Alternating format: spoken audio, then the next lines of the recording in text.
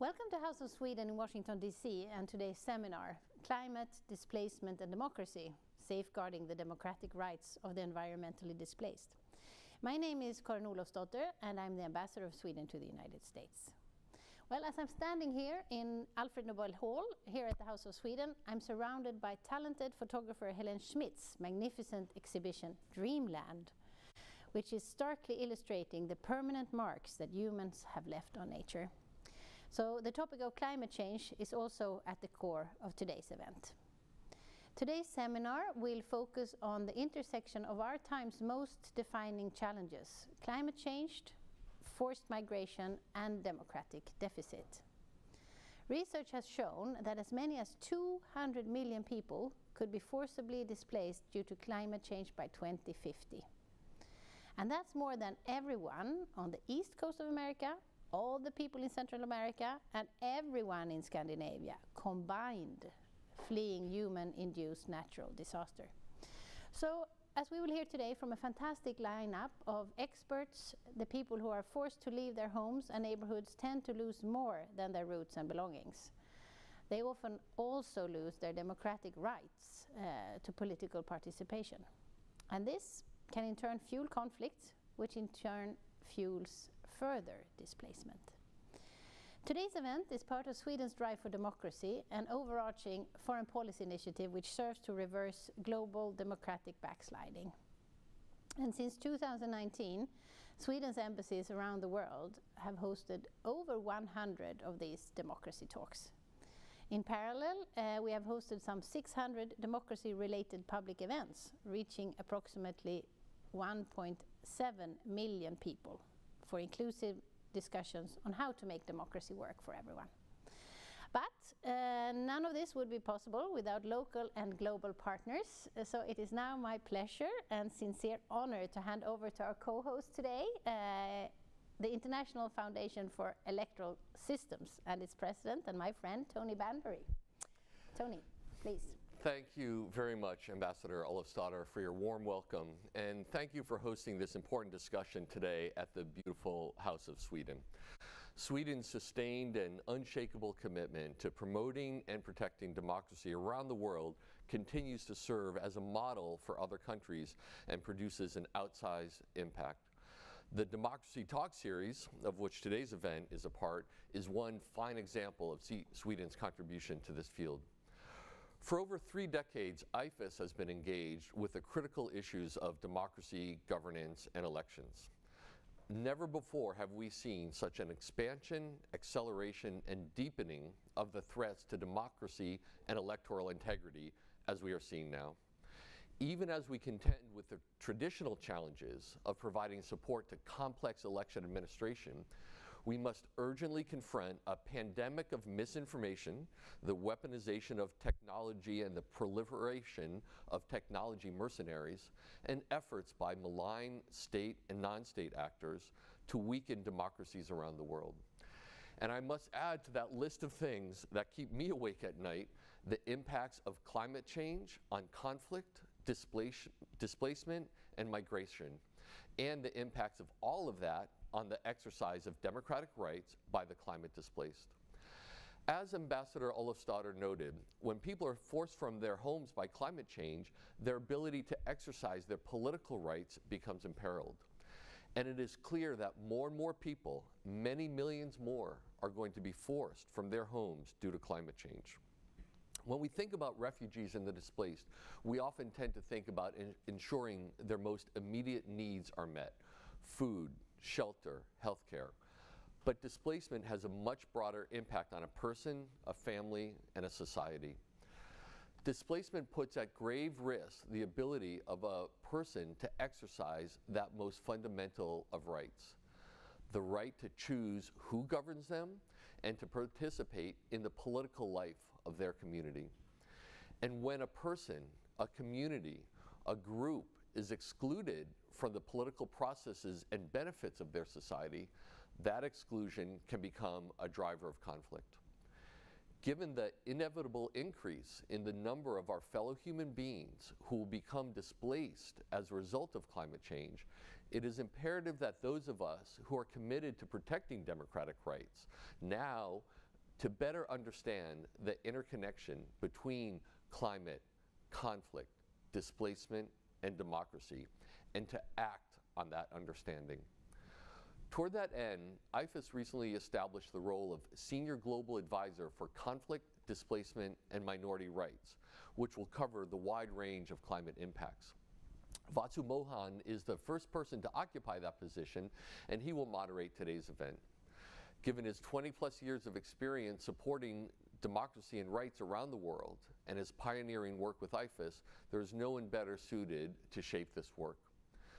The paper anchoring today's discussion, Electoral Rights of Environmentally Displaced Persons, was written by Vasu and shows how environmental challenges can exacerbate pre-existing vulnerabilities, including marginalization due to race, gender, disability, and other identity factors.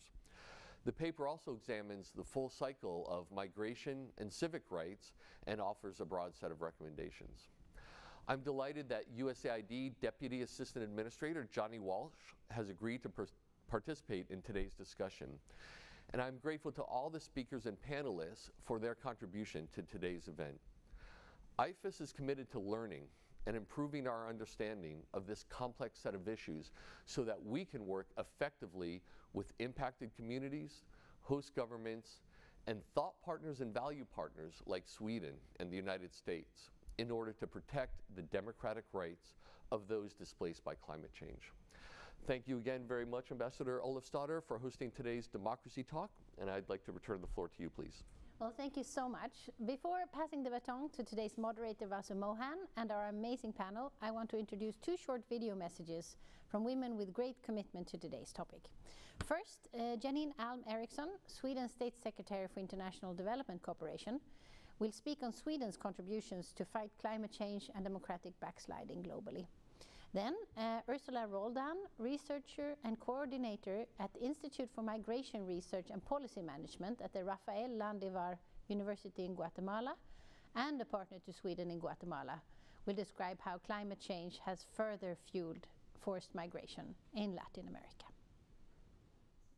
It is my great honor to open today's Democracy Talk on the topic of climate, displacement, and democracy, safeguarding the democratic rights of the environmentally displaced. And even though I'm unable to participate in person, I would like to extend my warmest thanks to our hosts, the Embassy of Sweden in Washington and IFES, for bringing together a discussion on this highly relevant theme today. This conversation is also a part of Sweden's foreign policy initiative, Drive for Democracy, which was launched in 2019 as a response and counter-narrative to the global democratic backsliding we had been witnessing for some time. To date, around 100 democracy talks have been organized at our embassies around the world. These have provided useful platforms for discussions about a range of topics close to the heart of democracy and how we can work together to promote democracy, its institutions, and its defenders. In all these discussions, one thing has become very clear. Democracy is the best foundation for building a sustainable society, as it enables everyone to make their voice heard and to be involved in building our common future. It provides political accountability and transparency. And as we face the unprecedented challenge of handling climate change and its consequences, Sweden remains convinced that this challenge can best be addressed by democratic societies and through democratic processes. That climate change is happening here and now, and with far-reaching consequences for the world as we know it, is another fact that we are well aware. The recent IPCC report underlines the immediate urgency of halting climate change to avoid disastrous consequences in the near future. Most recently, we look back at a summer of extreme weather events such as heat waves, forest fires, floodings, and hurricanes. Absent countermeasures, nature's hand will shift from benevolent to malevolent. There will be no place to hide, and no society will be spared. One of the consequences of climate change and climate-induced catastrophes that we can see already is the large-scale displacement of persons. Between the year of 2009 and 2019, over 319 million people migrated or were displaced within their home states due to climate change and natural disasters, which means an average of 24.5 million people every year. There are often multiple drivers as to why people migrate relating to the climate, such as declining access to water, which may result in political instability in some countries and regions. Thus, climate change can also indirectly increase the risk of violent conflicts by intensifying factors that cause conflicts, such as economic and political instability. This, of course, leads to even more displacement. And against this background, it is with great concern I take part of the report of IFES, which sheds light on the fact that those displaced due to climate change and natural disasters often effectively lose their opportunity to participate in democratic processes. IFES rightly highlights that international agreements emphasize the importance of ensuring that those affected by environmental challenges maintain their human rights and are involved in decision-making. If this is not the case, the very core of democracy is challenged, the right to vote and engage in a democratic society. Similarly, the fact that those who are most affected by climate change are not able to participate in the decisions concerning themselves is a threat not only to democracy, but also to the fight for our climate. Moving forward, the international community needs to take a holistic approach in order to find solutions to both the causes of climate change and the consequences it has, including environmentally displaced persons in democratic decision-making should be an integral aspect of those solutions. Sweden remains committed to protecting democracy wherever and whenever it is challenged. And our drive for democracy is a concrete expression of our effort to promote and protect democracy as such, but also as a way to engage further in the fight against climate change, as these perspectives are mutually reinforcing and necessary in order to build a more sustainable future.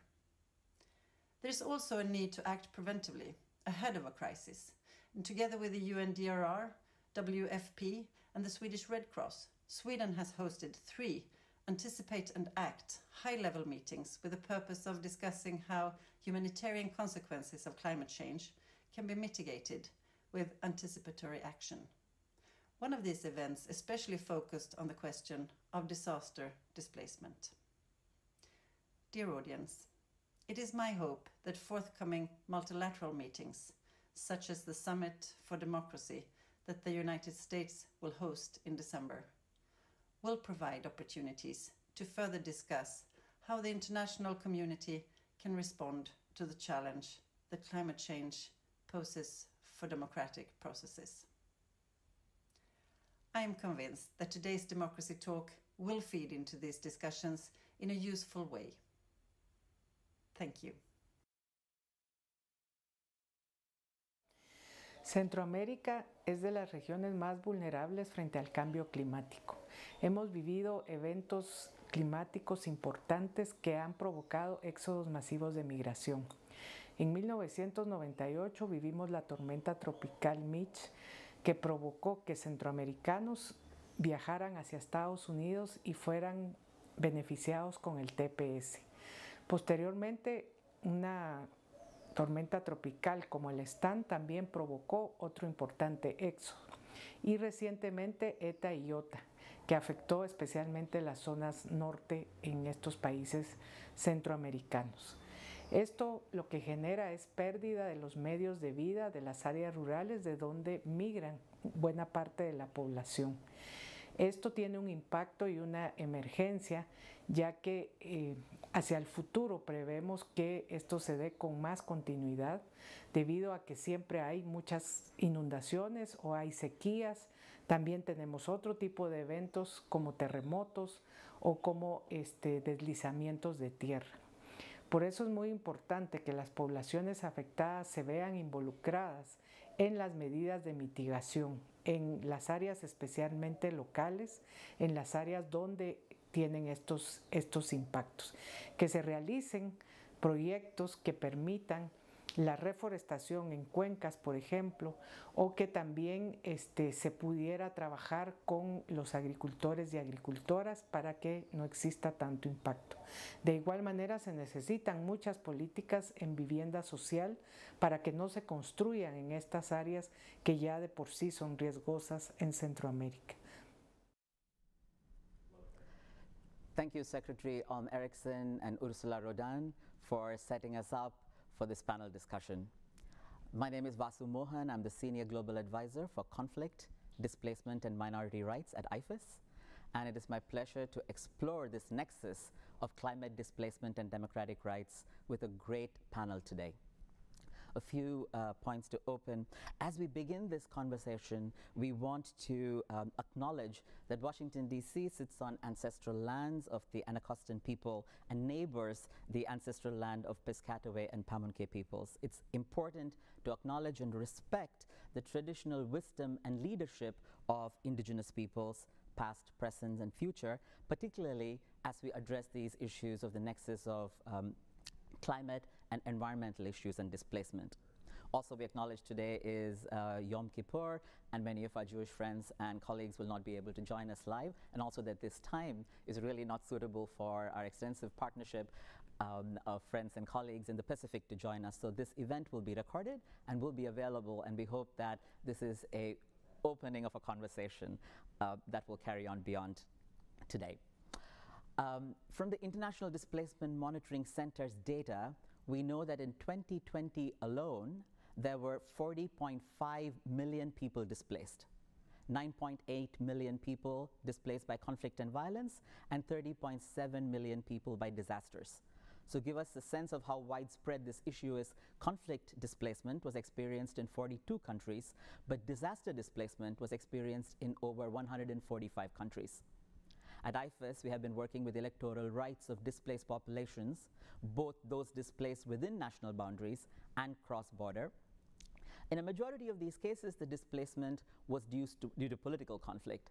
Increasingly, though, the displacement situations we are working in are being caused by climate change directly or conflict scenarios in which climate change is a significant contributing factor, a threat multiplier.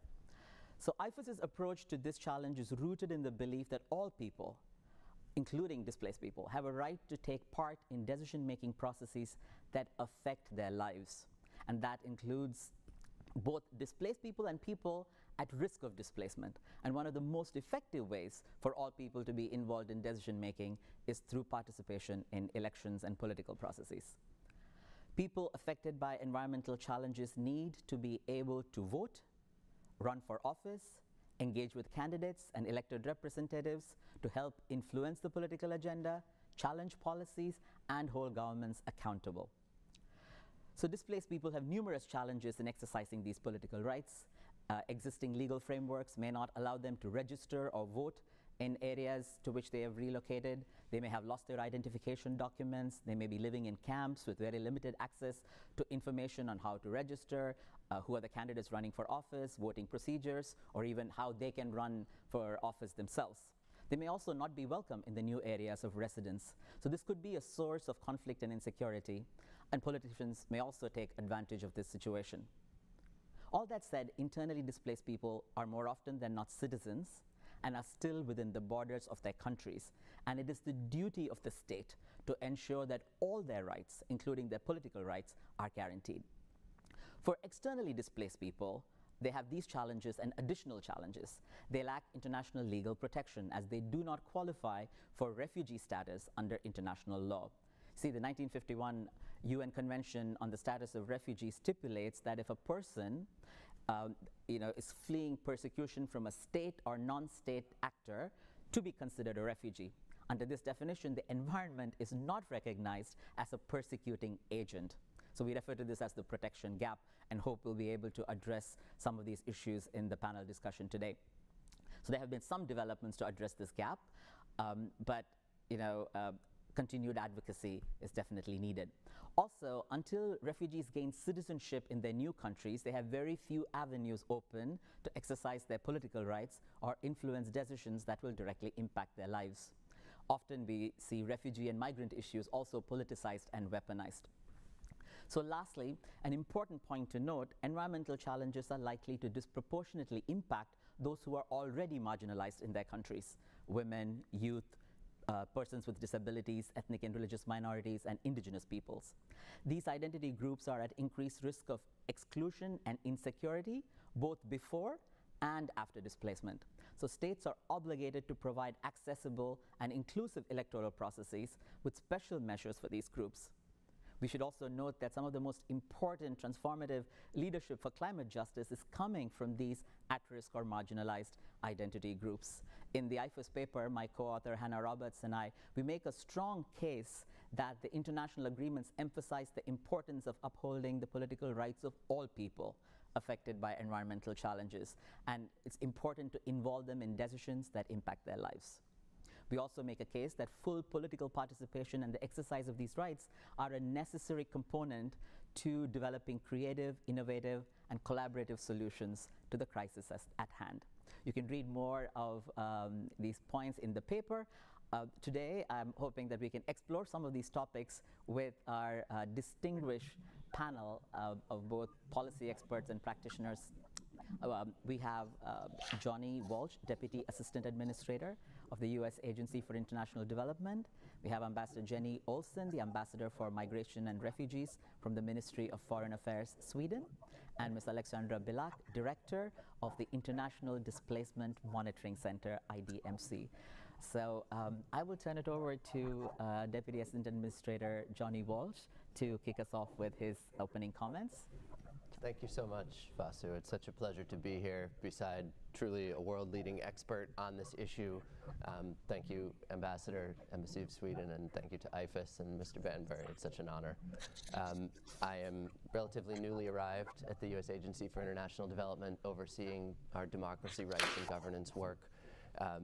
This is one of many examples where on some days, one feels the sheer enormity of the challenges that we're all facing together, but by the same token, from the audience that's gathered here, from the partners that have come together on this issue, from reports like we see IFES has just put out, it's really inspiring what a movement has come together to try and tackle big, ambitious things, and I hope that we, USAID, the Biden administration, can be a constructive part of that. On the specific subject, I would say climate change is no longer some abstract future threat. It is already here. It is doing damage all of the time. In our country, virtually anywhere, we can see the fires, floods, and hurricanes that are threatening development progress, that seem worse than they've ever been before, that contribute to conflict, that exacerbate global inequities, and certainly that are triggering widespread displacement of communities. And it is all but inevitable, given where we stand on the climate change problem, that this will get worse, not better, in the years to come. So I'm so glad to be here with our friends to help safeguard the democratic rights of some of the world's most vulnerable people who've been environmentally displaced. And when it comes to combating climate change specifically, I would say we've repeatedly seen that citizen voices and actions matter. And that is where the DRG Center, the Democracy, Rights, and Governance part of this comes in. It's why it's so vital for governments and their people to work together to develop sound environmental policies, good governance practices from the onset. And this is how we help countries, to the extent we can, manage the risk of natural disasters and develop both adaptation and resilience strategies in the face of climate change. So as the IFES paper rightly points out, some environmental displacement risks are predictable, which underscores the importance of advanced planning, preparedness to get ahead of this challenge. And even with better planning, I think, though, that many countries will continue to face massive displacement of their people, especially as climate change leads to larger and more frequent displacements. So civil and political, including voting rights for displaced persons, may challenge the legitimacy of governments that have been that were unable to protect their people from climate change and its impacts. And I think that looking across the range of activities that USAID is engaged in, there are so many urgent humanitarian and development needs that result from environmental displacement. And it can be the case that the political and civil rights of those displaced can be overlooked. It is so crucial that we not allow this to happen, that those most affected by climate change and by natural disasters can participate in the decision-making processes that affect them, perhaps that affect them more acutely than ever. And I would say, of course, one of the most effective ways to be involved is through elections, larger political processes, associated things like civil society participation. And displaced persons need, just as much as anyone else, to be able to vote, to run for office, to advocate effectively and with impact for issues important to them, and to hold governments accountable. And electoral and political participation issues for forcibly displaced populations are different. And in particular, as Vasu touched on, they differ depending on whether the person is displaced within their own country, we call them internally displaced persons, IDPs, or across borders, the externally displaced. And for IDPs, participating in elections and politics is very directly essential to helping them continue to participate in the decisions that affect their lives. And to do this effectively, we can draw lessons from efforts to facilitate political and electoral participation of IDPs more generally that we've learned from past displacement events, as well as from post-conflict elections, which in some cases offer useful lessons. So a few that I think USAID would single out, us having learned, and perhaps we'll learn more even today, I would single out, number one, that preparing for IDP political and electoral participation requires advance planning by authorities. It requires consultations in that planning among a wide set of stakeholders. It often requires inter-party dialogue across political lines to reach a degree of consensus on how to handle a crisis. And it requires making effective use of available data to inform decisions. And so there are examples that we cite as very positive. Countries like Georgia and Ukraine have fully developed legislation or regulations on the political and electoral participation of IDPs. They have both certainly experienced a lot of this and had time to work through some of the challenges. I would say Ukraine stands out for having developed a law on electoral participation for IDPs that in the 2019 elections allowed IDPs at their current location the same electoral rights as any other citizens of the country. And that's not to say that the same remedy is appropriate in every single displacement event, but we judged it to be a very effective measure in the face of a hard challenge. There are, I would cite other times where, for all, however attached to advanced planning one might have been, decisions have to be made on the fly. And what jumps out is Japan in the aftermath of the Fukushima disaster in 2011. There were local elections held 8 months after that troika of disasters, and election officials extended the campaign period to allow for increased absentee voting and did a good job under tremendously difficult circumstances. Now, for those who are displaced across borders, the challenge of protecting their political and electoral rights is almost inevitably more complex. And in this regard, some of the main issues that we at USAID grapple with include what are the existing legal instruments to protect displaced persons? They are often limited in scope. They often do not lend themselves very readily to protecting individuals displaced by climate change, and especially those that address migration across borders. Similarly, states are not required to provide the right to vote to citizens abroad. They often choose not to, even in the best of times. And host countries that receive these populations are not themselves obligated to provide voting rights, which are often restricted to citizens of the host country. And as we see more events, I hope that these are elements of the international legal regime that can be approved over time, but this is the world that we live in right now. And so it leaves externally displaced persons stuck in between or stateless unless they can return to their home country or become naturalized in their host country. And so this lack of legal status, of course, impacts much more than just political rights, and impacts access to services, health, education, employment, housing, and in the face of the sheer need that these populations encounter, political rights can fall by the wayside. We don't consider that acceptable, but it's a reality. With more frequent and severe climate events driving migration, resulting in displacement, development practitioners have to start early, start now, to build out assistance to help both internally and externally displaced populations establish their lives with an eye to meeting longer-term needs. And so at USAID, we are trying very hard to bridge two categories of efforts, our urgent humanitarian assistance with our longer-term development assistance. So we have to continue striving to find ways to meet basic human needs for shelter, food, water, while building in plans for education, livelihoods, and certainly political participation. And then in addition, I would say we've been developing strategies on how to best respond to the unprecedented challenges that climate change more generally is exacerbating every single year. So in the coming months, you'll hear a lot from USAID on this topic, including a new climate strategy that we will unveil to guide our efforts over the next decade in the face of the climate crisis. So this will touch on many different things, but the one that immediately concerns me, immediately concerns us for our discussion today, is that it will have a very explicit focus on the role that democracy, human rights, and the governance sector must play in order to strengthen responsive, transparent governance, citizen engagement, and democratic resiliency more generally, which we think is a critical part of climate resiliency.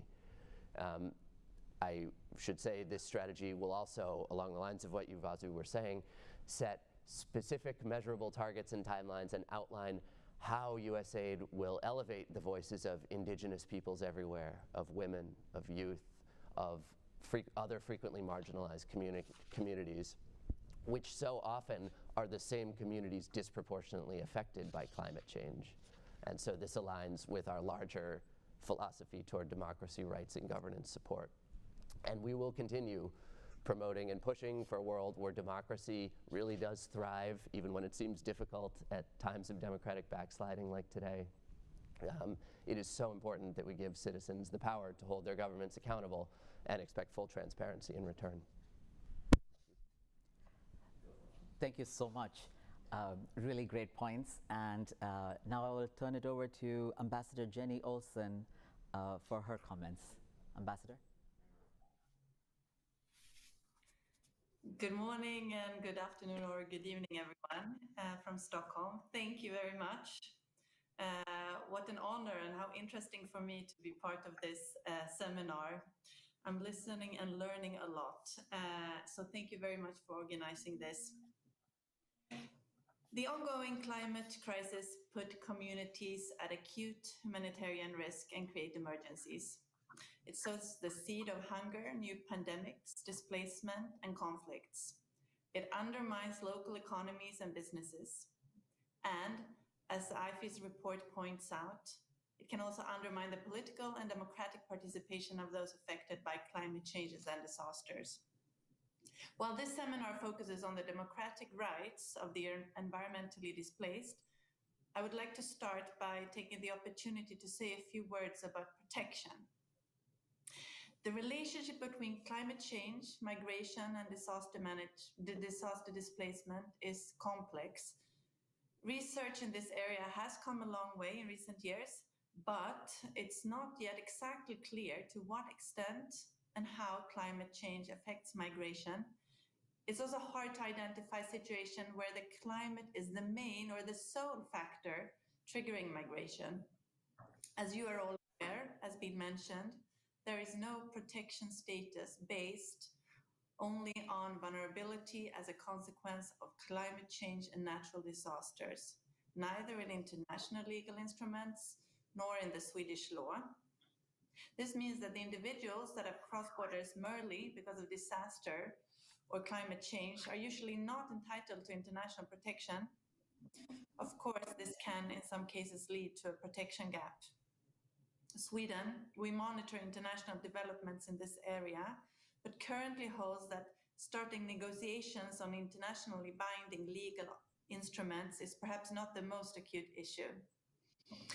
As noted in the Global Compact on Refugees, however, climate, environmental degradation, and natural disasters increasingly interact with the drivers of refugee movements. Climate change can intensify factors that cause conflict or political instability, and this in turn can lead to more displacement and more refugee flows. In those cases, the international legal framework for refugees may be applicable. Additionally, internally displaced in the context of disasters have many similar protection and assistance needs as IDPs in conflict situations, including the need for durable solutions. I believe that we must keep a close eye at these interactions and overlaps, and I look forward to reading the coming recommendations from the high-level panel on internal displacement. In a recent statement, they address the urgency of accelerated climate action for prevention, adaptation, mitigation, and response.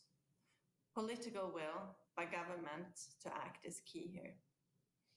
Also, the Global Compact for Migration underlines the need to harmonize and develop approaches to address the vulnerabilities of persons affected natural disasters, including by ensuring that they have access to humanitarian assistance and by promoting sustainable outcomes that increase resilience and self-reliance.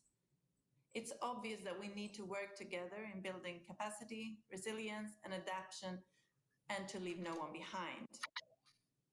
When it comes to democratic participation, what was mentioned just now, preparation, planning for democratic participation, that is key. Implementation of the Agenda 2030 and the 17 SDGs plays a key role, of course.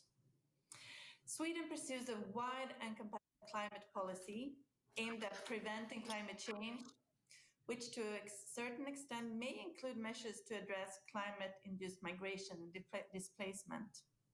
Sweden acknowledges and prioritizes the vulnerability of women and children who are disproportionately affected by climate change and its consequences. Sweden incorporates the climate aspects in its humanitarian and development work and is the main donor per capita to several multilateral climate funds. We give considerable financial support to climate-related projects and organizations through, for example, UNDP and UNISDR. Sweden increased its overall ODA by 17% between 2019 and 2020. This was due to contributions to the Green Climate Fund. The fund was set up to limit or reduce greenhouse gases emissions in developing countries and to help vulnerable societies adapt to climate change. Through these measures, we can strengthen vulnerable regions and alleviate people's needs to leave their communities in the future. Nevertheless, a more resilient community will also have better conditions to welcome new people to their societies. I would like to echo what the Swedish State Secretary said about a holistic approach. It's crucial that we find solutions to both the causes and the consequences of climate change, including environmentally displaced person in democratic decision-making. That should be an integral aspect of those solutions. In recent years, the power of civil society in demanding more ambitious climate action has become very evident to all of us. By giving people across the world, including the displaced, a stronger voice through strengthened democratic institutions, we will also see more governments being more ambitious on climate action. A large part of our Swedish support to human rights and democracy is channeled through civil society, not through the state. Aside from being a concrete way of standing up for democracy and its defenders, it also is a way of standing up for the voices affected by or engaged in the consequences of climate change, including the migrants. Let me end by thanking IFES for this important report and this seminar again. The report highlights issues where more work is needed and it reminds us why a better inclusion of the voices of the environmentally displaced should be in the interest of all of us. I will stop here, eager to listen and learn more from the other participants. Thank you so much. Thank you, Ambassador Jenny Olsson. And so we've now heard from two different government policy side approaches to this issue, and now I want to turn it over to Alexandra Bilak of the International Center for International Displacement Monitoring Center in Geneva. But before I do that, could I ask if you have questions to put them in the Q&A box, not the chat. We're only monitoring the Q&A box, so please do put in your questions, and we'll try to post them to as many of our speakers as possible. So now turning it over to Alexandra Bilak. Thank you very much, Vasu. And good morning, good afternoon, and good evening to everybody. And thank you very much to the government of Sweden and to IFES for this invitation. I'm delighted and delighted to be part of this discussion and grateful for the invitation. I think it's a very important and relevant topic, and a topic that tends to have been considered more when speaking of conflict-related internal displacement and cross-border displacement, but much less so when looking at displacement in the context of environmental disasters and climate change. So I really appreciate the focus on the political participation of displaced communities today. Because really what the data and the evidence shows us today is that displacement, while being a direct product of fragility and vulnerability, can also and does in fact bring about and create new risks for people and for communities, risks that are of course social and economic, but also very much political in nature. As you've already pointed out, 2020 was one of the warmest years on record, and these temperatures fueled intense storms, they fueled unprecedented wildfires, and of course caused large numbers of new movements, new forced movements across the globe. 30.7 million new internal displacements that were recorded, more than 3 times more than conflict and violence. The majority of all the recorded disaster and climate displacements was linked and usually is linked to weather-related events, primarily floods and storms. The majority of this displacement takes place in South Asia, East Asia, and the Pacific, although, as has been said, this phenomenon is very much a global phenomenon that is affecting as much low-income countries as it is affecting high-income countries. Since the beginning of this year, we've already recorded large numbers of new displacements. We've seen floods in Indonesia, and of course unprecedented heat waves, drought and wildfires, including in countries like the USA and Canada. So the scale of disaster displacement that we're witnessing already today is concerning and is likely to not remain an exception if global temperatures continue to rise. And in fact, the latest IPCC climate predictions, once they're entered into IDMC's global probabilistic disaster displacement risk model, show that flood-related displacement risk is likely to increase by more than 50% for each degree of global warming. So certainly an issue that is already a huge emergency today, but that is likely to become even more urgent in years and decades to come. So understanding what causes these movements and what determines their severity for different people and different communities across the world, I think is critical. And there are 4 points in particular that I'd like to highlight here. First is that extreme events themselves alone are not the only factors driving displacement, and they can't be treated in isolation. We're looking at a multitude of social, economic factors that determine whether, but also how people are affected, the length of time for which they can stay displaced, and the levels of severity that they're experiencing.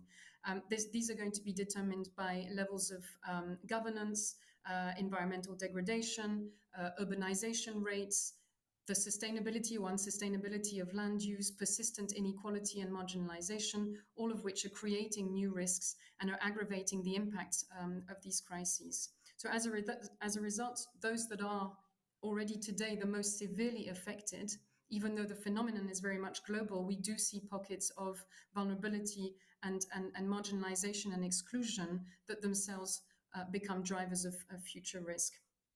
The second important element is, as you've already mentioned, the convergence now of conflict and political factors with environmental factors that can equally lead to many people becoming displaced for a second, a third time, or repeatedly over long periods of time. Last year, we saw, for example, in Mozambique's Cabo Delgado province, violence escalating only a few months after the country had been hit by Cyclone Kenneth, which of course further aggravated food insecurity and has led to a very protracted and complex displacement situation there.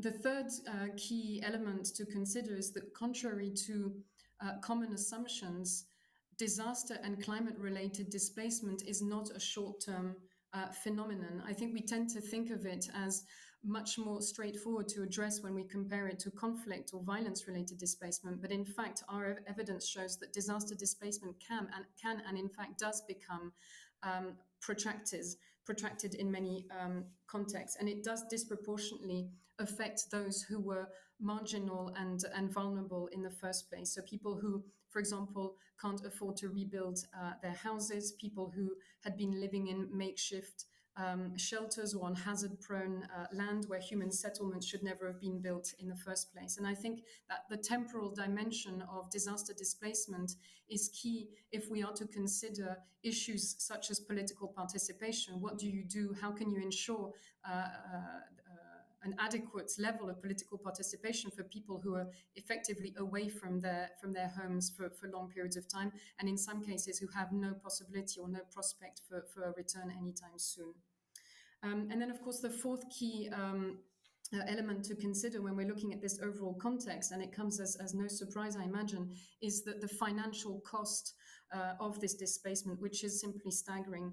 IDMC has estimated that internal displacement has had a global economic impact of at least $20.5 billion in 2020. Now, for certain countries, if we take, for example, Somalia, this represents a significant part of their GDP. It can impact not only economies, but also the achievement of national development plans and countries' commitments under the SDGs. The most significant economic impacts result from loss of livelihoods, from the loss of housing, as well as expenses relating to health or education. Now, of course, all of that generates or is at risk of generating more vulnerability, more exclusion, and itself then fueling more conflict and instability and fragility in the future. Now, because I represent IDMC and we're very much about data and evidence, I've been asked to say a few words about what role data can play in securing the rights, the political rights of the displaced. And I think that data and knowledge on this issue can serve a number of different purposes, from raising global awareness and educating people on this issue, to developing more sustainable local responses through, by more adequate targeting of people's precise needs. Now, all this data ultimately ensures, on the one hand, that displaced people can be first and foremost recognized as rights holders. But the data and evidence can also guide the duty bearers, and national governments, but also the international community, in fulfilling their responsibilities and their obligations towards the displaced. So this is why we believe that the global data that's provided, for example, by IDMC, but also by a number of our other partners, is so important. This global data can help set global baselines. It can help provide an annual measure of the scale of the phenomenon. We can analyze global hotspots with it, and we can also track progress in reducing the risk over time.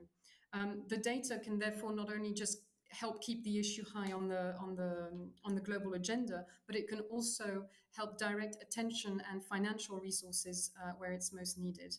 Now, of course, global data isn't in itself sufficient. We also complement this data with qualitative sort of case studies and deep dives into certain situations, so that we can better understand how impacts of disaster displacement on populations will vary from one group to another. So how they vary by age group, by gender, and other characteristics. And we've seen, for example, that people with disabilities are particularly vulnerable in contexts of disasters, that they find it much harder, of course, to seek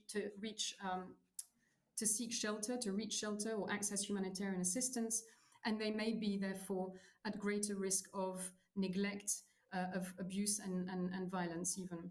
Children are also a particularly high risk group, as education is often the first casualty, as you can imagine, in times of hardship, and the reconstruction and recovery rates in displacement crises tends to be much lower.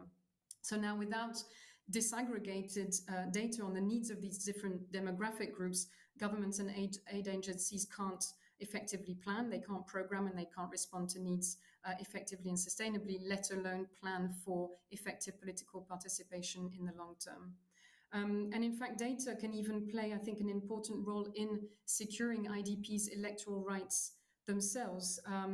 If you consider, for example, I think Johnny mentioned the examples of Ukraine and Georgia. They're great examples because both countries actually have a national IDP registry in place, thereby a data management system that allows them to count and account for the numbers of people, the numbers of residents in country who are living internally displaced. And those registries can really go a long way, I think, in securing those rights. Systematically registering IDPs as well as their place of habitual and current residence is a prerequisite to make sure that they don't lose their civic agencies, including their voting rights after displacement.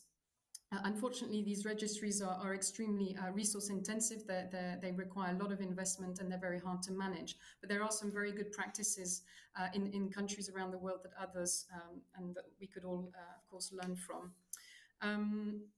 Of course, securing the rights of the displaced should not only start once disasters and climate events have already led to displacement. We also believe that it's very possible to avert disasters in the first place, and certainly to prepare for the displacement that is inevitable. A lot can be done to preemptively limit the exposure and the vulnerability of affected populations, and in that sense, some of the models that are out there, not least IDMC's own Global Disaster Displacement Risk Model, can help assess the number of people at risk of displacement in any given year and for extreme events of specific intensities, and can also guide their national governments in their responses.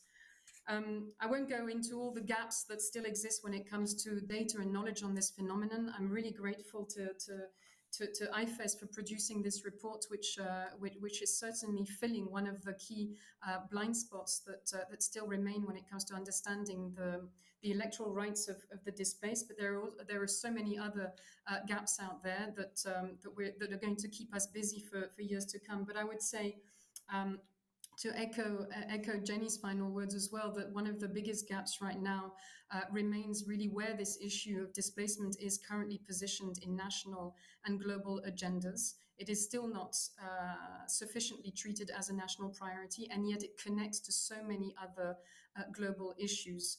And I think the issue of leadership and ownership of it on the part of national governments, first and foremost, needs to be the priority for the next decade. There are already a number of promising and existing frameworks out there, from the SDGs to the Sendai framework. We have the Global Compact on Migration, the Global Compact for Refugees. There's the Platform on Disaster Displacement. All those initiatives now need to come together with national governments really in the driving seat, and with the issue of displacement prominently positioned within national development plans as a priority.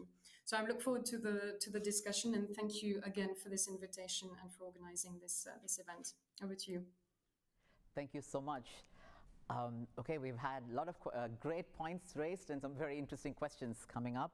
So the first question I'm going to pose is to Johnny Walsh. How will USAID incorporate democracy in its new climate change policy? This question has come up more than once, so over to you. Of course, that's an entirely fair question.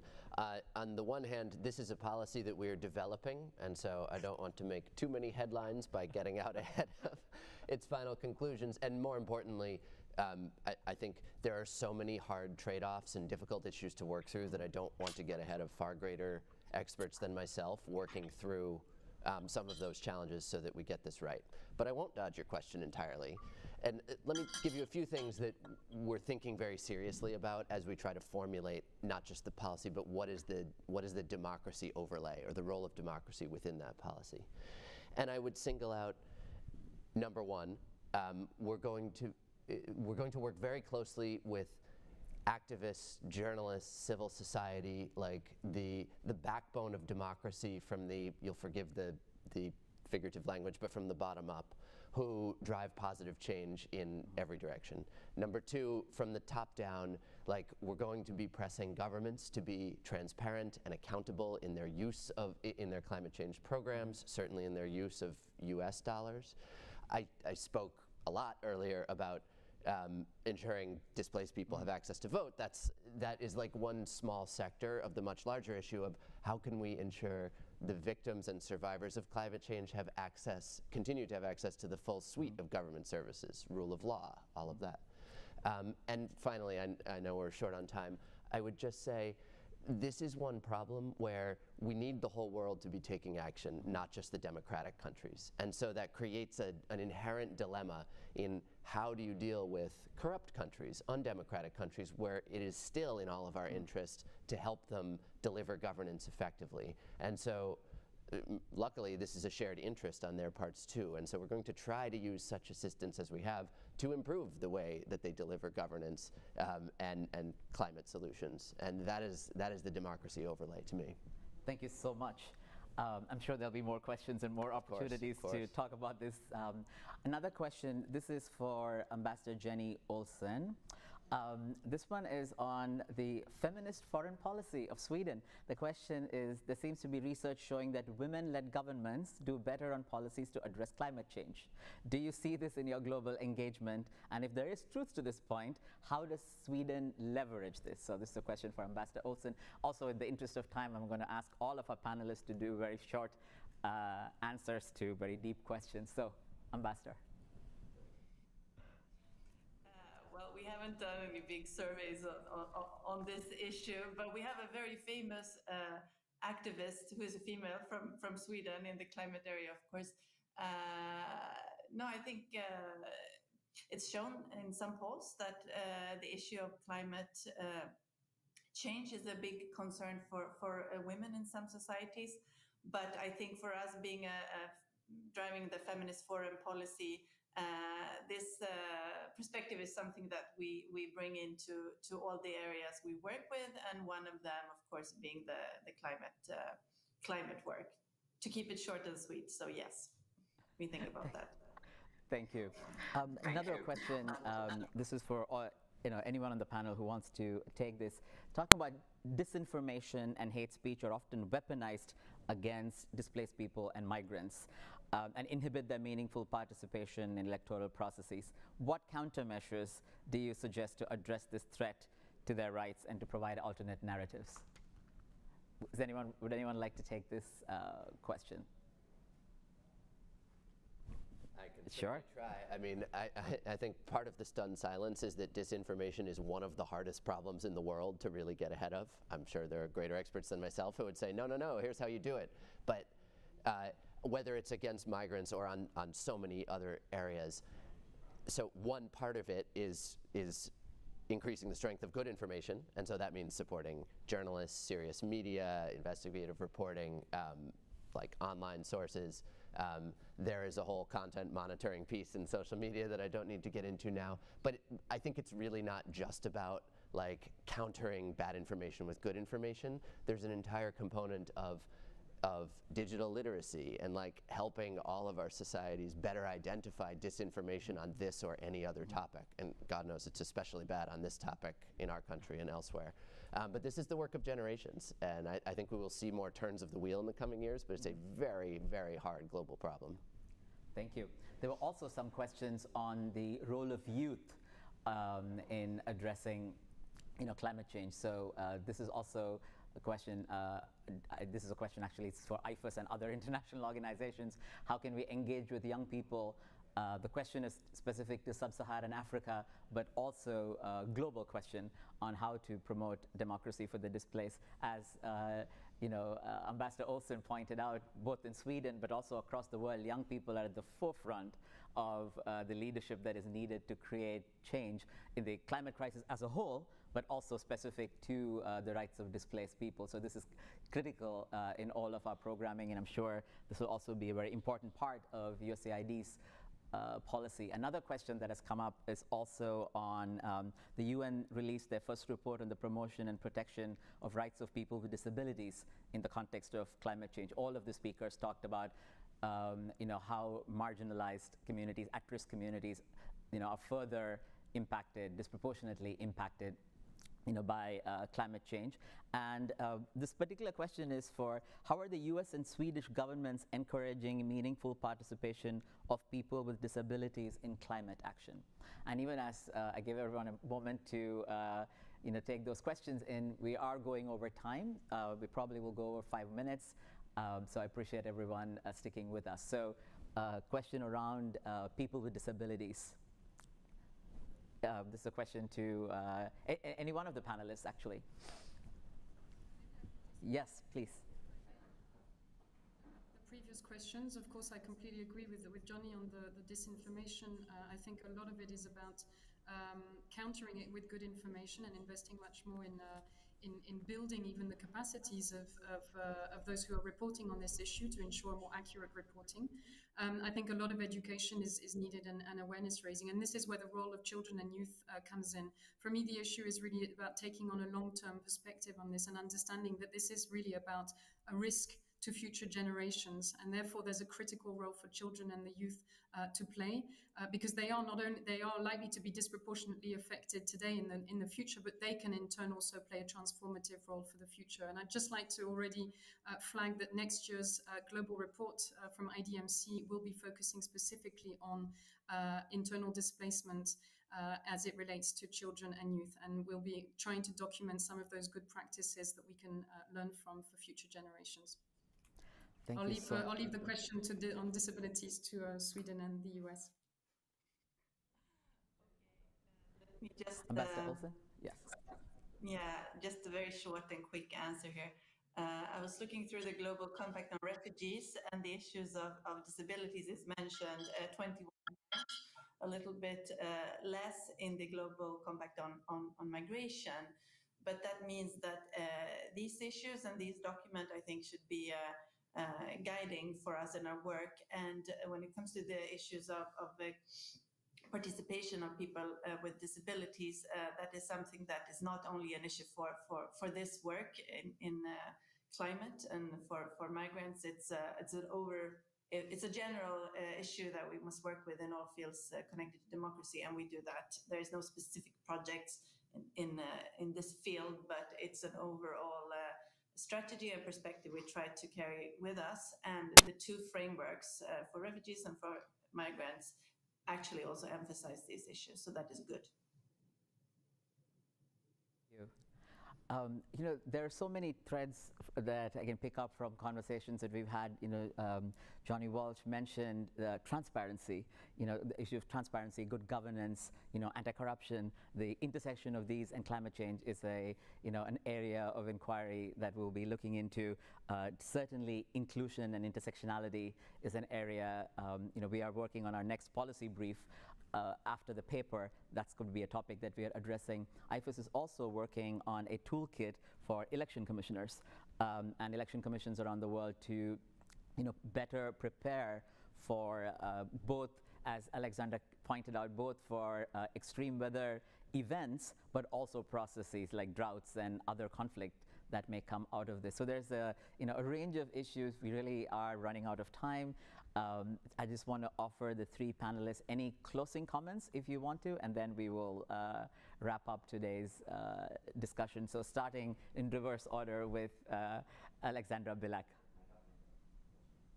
Well, not much more to add. There's so much already that's been said, but perhaps just to echo what Jenny was mentioning earlier, that we are waiting with a lot of anticipation for the results of the high-level panel on internal displacement, and hoping that will generate new momentum, new thinking on the issue, and that we can build new partnerships with government, civil society. And I think think that all the points that have been raised sort of echo the need for very much a multi-stakeholder effort and a multidisciplinary approach to the issue. So also looking forward to working with you, Vasu, in the future and building those bridges between IDMC and IFES. So thanks again for the invitation and for organizing this panel discussion. It was very interesting.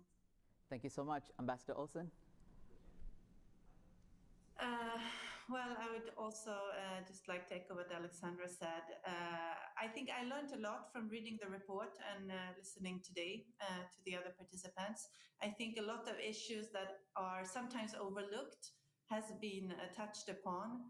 And I think it's evident that some of these areas needs more attention and more focus. But it's also evident that some of the issues we're discussing, they are challenges that are not only connected to environmentally migrants. It's also areas connected to other groups, to other complex situations. So I think that we must remember this perspective, but it's also issues that we work on many levels. So I'm feeling some hope in this area too. If we just remember this aspect, and thank you so much for reminding us with this really good report. Thank you. Thank you, Ambassador Olsson, and thank you for stressing hope. This is really definitely something we all need as we continue to work on this topic. I'm unable to resist attempting to take on your question about the rights of displaced people returning back home, which is such an important other side of this problem. And I would just say the suite of challenges that displaced people face upon their return is so large, and some of them are very deep-seated societal tensions that the United States or any other outsider cannot just instantly solve. But helping and secure their political rights sometimes is something that outsiders can help with, because there are nuts and bolts pieces of that. So we can be helpful in making sure the actual legislation is there to help people vote, that they have access to voting stations, voting machines, that there are information campaigns so that they know there's a vote and how they can vote.